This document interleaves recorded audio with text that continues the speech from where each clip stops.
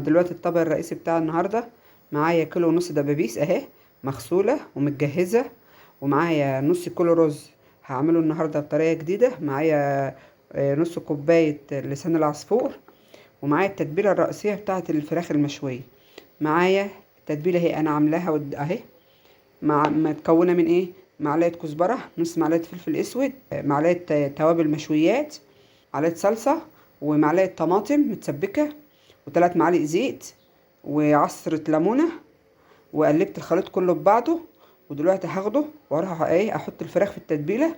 الدبابيس اهي انا لازم انغسها كده، معايا سكينه بوسها رفيع اهو، لازم انغس الدبابيس كده اهو، علشان التتبيله تخش جواها اهو.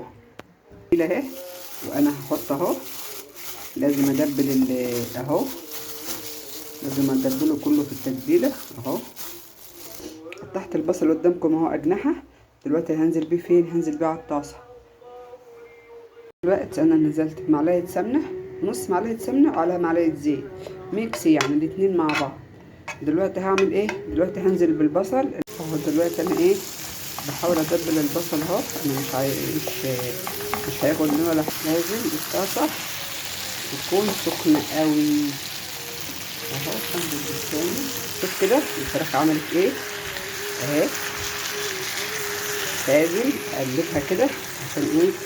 شوفوا تاخد الصدمه. انا مش هحطها في الفرن، هي تستوي كلها وتحمر كلها على البوتاجاز. انا دلوقتي نزلت بالرز اهو على لسان العصفور، هشوحه شويه اهو. جاهز اهو.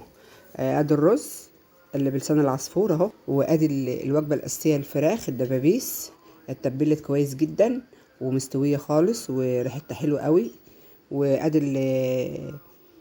ادي التسبيكه بتاعتها اللي نزلت. وما تنسوش تعملوا له لايك وتعملوا اشتراك للقناه عشان ينزل لكم كل جديد، وما تنسوش تشيروا الفيديو لكل اصحابكم واصدقائكم.